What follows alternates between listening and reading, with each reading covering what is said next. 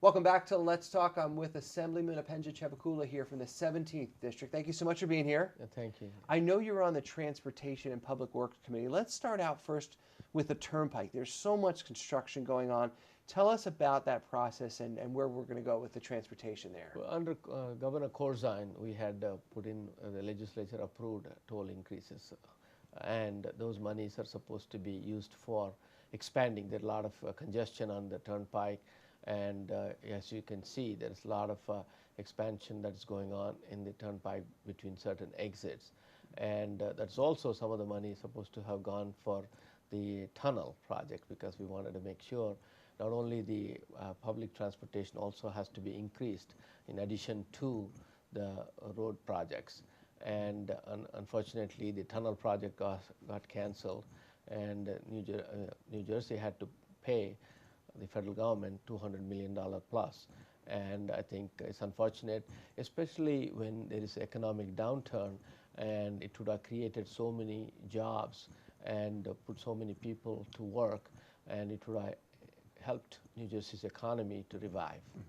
Now, I know the ARC Tunnel, which you're referring to, there's been talk about having other tunnels throughout, and sponsored by New York as well and the federal government. Do you know if any of those are going to come to fruition anytime soon? Well, if you look at some of the funding, the way the budgets have been cut at the federal level, I don't know. I mean, that's a question mark. I think it's like one in the hand is better than two in the bush, Right. and literally. And we lost a project that we could have built it. Now, any new project, any new appropriations that are going to come, it's going to take several years. Do you really think the ARC Tunnel would have been a benefit, and do you think the economics would have been fair? Do you think there'd be overruns, that sort of thing? Definitely, there are going to be overruns, and I'm not going to say anything about, the governor had his calculation done. But I think what it is that we could have fixed some of those things, and instead of, it's like throwing the baby with the bathwater. I think that's the thing. So we should have saved that project somehow and try to see how we can eliminate some of the cost overruns and see how we can go forward.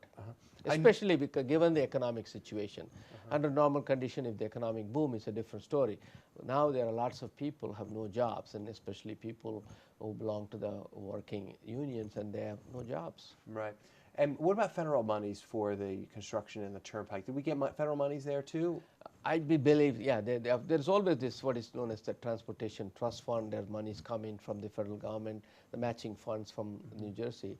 And New Jersey has not been able to come up with a recurring way of putting funding in there. And we talked about various sources, and it's been a very difficult. I mean, under the different governors, basically we are taking the short-term debt and then financing it to a long-term debt, and we're trying to, whatever monies we are collecting, and that is being paid for the debt service costs. Let's go on to another topic. The Port Authority has gotten a lot of headlines lately. They're building the Freedom Tower. They're talking about, we've had the expenses going over the bridges. Tell me, what's going on with the Port Authority? There's been a lot of hearings lately. What's kind of come out of that, and where's the money? Well, it is the bi-state agency, and currently the New York person is the director, executive director, and the New Jersey person is the deputy executive director. And when you have a bi-state agency like that, whatever New York does, and New Jersey has the input into that, but it is rather difficult. It's not unilaterally. New Jersey cannot do a lot of things. But what is there's a lot of in terms of the salaries, average salary is about $150,000. That's one of the things that came out, and there is an active consultant reviewing all those numbers. And when people now, I don't know when was the recently when you went to New York City, it is the amount of money you pay in the tolls, whether it's the Garden State Parkway, New Jersey Turnpike, and the tunnels or the bridges. It costs you at least $20 in tolls, depending on where you come from. And all those money, sudden increases, is like a 50% increase, like $8 to enter New York, went to $12 at least, and so that's 50% increase. And so what is that money going to, where is it going? Is it paying very high salaries of the employees, or what are the monies going in terms of improving some of the bridges, whether it's the Bayonne Bridge, or whether it's the improvements in the outer bridge crossings, various tunnels? A lot of money is being going there. But I think one of the key questions is that it is causing a very difficult time for the people who are commuting into New York City. While their salaries are not going up as fast, but the tolls have gone so fast that we want to make sure that that money is being put to proper use. Now, was Governor Corzine involved with the raising of these tolls way back when he was in office? Yeah, that's when it happened, and I think the Governor Christie took over after that. So what you're saying is that the tolls went up to pay for the Arc Tunnel, but the Arc Tunnel wasn't built. So now where's the money that should have gone to the Arc Tunnel? Is that what you're more or less saying, or not? Well, I think what we are doing is, instead of, I know the monies were spent, but this $200 million we have to pay back to the federal government. And that's a penalty, like it's almost like a penalty. Where are we going to get that? And this has to come from the toll increases or some other source it has to come from. The other important thing is that we want to make sure that the projects are done in a cost-effective manner. And if you're trying to manage the various projects with cost overruns, that is going to cost, because it's coming from hard working men and women from New Jersey who are commuting into New York. What's the status on the new Freedom Tower? Are you involved with that as well? I am not directly involved in that. I think it looks it's beautiful. I saw the other day the skyline, and that is the first project, and trying to see how, not only remembering the people who are brave men and women who lost their lives during the 9/11 attack, and this is a symbol for that New York and New Jersey, this area, that we're very proud of what we are doing. And we want to send that message that we want to promote free society. One of the things the governor has really pushed for is the raising of the Bayonne Bridge to get more cargo through there. I think, is it $1 billion or $2 billion to get that raised up? What are your thoughts on that? Is that a good way to spend money? I think it's a very important way, because what happens is that a lot of it, one of the advantages we have a ports, and the ports and the ships have to come through, and if the bridge is in the way of the ships, and that's why raising that for modern ships is going to help a lot. And also it is going to create a lot of jobs, and so that way people will be employed, and it's going to, for the region, you're going to give a boost to the economic recovery. Very good. We have to take a break. When we come back, I want to continue to talk about your region and what you're doing in the state of New Jersey. We'll do that when we come back. We'll be back right after this. Welcome back to Let's Talk. I have Assemblyman Upendra Chivukula here. In this segment, we're going to talk about solar energy in New Jersey. He's on the Telecommunications and Utilities Committee. Thank you so much for being here again. Thank you. Now tell me, solar energy has gotten beaten up in the last month or so. Tell me what's going on with SRACs, and is solar as hot as it was maybe a year ago? Well, I think one of the problems we are facing in the solar industry is that we have surplus SRACs, because in anticipation of the market, we built a lot more solar energy, and that's a good thing, because we have lots of jobs that are being created.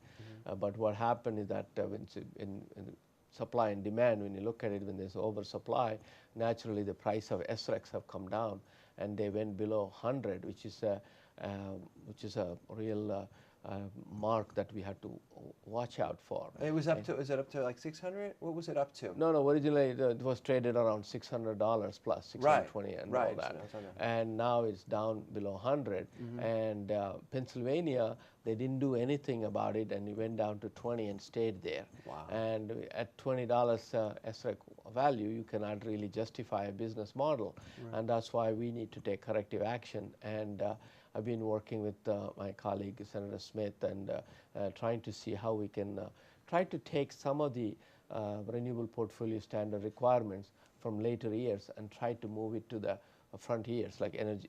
Whatever action we take now, it will impact energy year 2014, and try to create that acceleration for 3 years, and at the same time and trying to make sure that some kind of long-term contracting, so that way we can stabilize the price of SRECs. We want to make sure that there are a lot of projects behind the meter, and then try to achieve a balance between net metered projects and solar farm projects. Is there a portion that you want to be solar farms, and those that are on buildings and those that are on homes? Is there any formula that the state really wants? Well, I think one of the things is that it is, if you have a net metered or buildings, the solar panels on buildings, that is going to help us long term for the state of New Jersey. in the case of solar farms, when they build large projects, always create less jobs, and you can recover the cost very quickly, and the developers move out to other states. And so I think we need to have a balance. We don't want to build very large projects, because that's also eat up all the SREC requirements. There's been a lot of talk about electric cars, and we know Chevy has the Volt, and Nissan has their electric car. And I really like the thought of an electric car. There were talk about putting terminals at the stops along the Turnpike and the Parkway. Where have we gone in that area, and how far are we going to go with electric cars? And then we're going to talk about natural gas after that. Well, I think electric cars are going to be, because of the electric batteries, so you can use that. Electricity cannot be stored unless we have batteries or some other technologies. And electric cars, average commute of a New Jerseyan is about 20 miles, and I think average capacity of an electric car is at least 100 miles. So I think they should be able to do that. And if you are taking long distance, and then you need to have, you have to have the guarantee that you will have a place where you can charge it. Otherwise, you'll have a bunch of electric cars stranded on Turnpike and Garden State Parkway. And that's why the state has to get involved and try to, in the various rest areas, and try to see how we can create some infrastructure. Just like in the gasoline industry, when they were started putting all this automobiles, and we didn't have gas stations everywhere. Now we have gas stations everywhere. When you look at the gas station, then you have convenience stores, and those create jobs, and you can sell merchandise, different things you can sell. I think that is what we need to look at, see how we can create that infrastructure, so that way people have the confidence to go buy electric cars. And then also we try to create some incentives, so that way they can get some tax credits and tax exemptions. I know you're an engineer by profession. Do you think there's a grand savings when you go from gas to electric? Because the question always is how much is this electric going to cost if you're plugging your car in for 10, 12 hours a night? Do you have any idea? I think, one of the things you need to look at, this is how you look at it. The gasoline, we depend on foreign oil, and some of the countries we get it from, they are a threat to our national security. So gasoline is a national security issue. And then it fluctuates. It's the world markets determine the thing. And gasoline engines are environmentally not good because of the emissions that they have. So electric cars, on the contrary, there are no emissions. And the batteries, of course, you have to recharge them. And when there is a savings, I don't exactly have the number right now with me, but there will be a savings of, let's say you're paying 14 cents or 15 cents per kilowatt hour, and it's amount of energy used to charge your batteries as compared to a gasoline. Gasoline right now averages around $3.75, which is quite expensive. Right. And okay, the longer you drive, and it's going to be, from an environmental perspective, is not a good thing. We are paying a price because of the air quality. Then, in terms of efficiency, electric cars are quite efficient. One last thing, natural gas and the use of natural gas in vehicles on a consumer level, but also I know a lot of corporations are going to natural gas. I believe Verizon has natural gas, and New Jersey Natural Gas has municipalities that are using natural gas in their vehicles. What is the state talking about in that area? Well, I think that right now, when you look at natural gas prices, unprecedented, below $2 per BTU, and I think we have to take advantage of that. And so recently I was at South Jersey Gas, where they had installed a terminal. They're opening it up. And so I think, again, for the natural gas also, you need to have some kind of refilling station that are required. The first thing we should do is to try to do the fleet, any kind of fleet. If you have a FedEx, or if you are a UPS or trucks, and so you need to have Verizon you talked about, and if you have filling stations, and they can go distance, and they can also carry extra cylinders in their the vehicles, so that way they can go distances where you can change the cylinders. And I think natural gas is a real viable alternative. So what we should do is we should think about the government having private-public partnership with the companies, so that way we can promote the infrastructure required for natural gas. And one last thing, I can't let you go without talking about telecommunications in New Jersey. How are we doing in this area, and what is the state looking to do to keep telecommunication costs down for the consumer? Well, I think right now it's pretty much everything is deregulated except for the basic telephone. And what one needs to look at is that how can we try to invest money into the, whether it's a landline, which is, we're not able to invest a lot of money in there. I think that's an opportunity for us to invest money, create jobs. And because landlines have to compete with the wireless, and whether it's the internet phones and voice over IP have to compete. So we need to achieve some kind of a balance, so that way the idea is to somehow infuse investment into those through those companies into those industries, so that way we can have a good telecommunication services.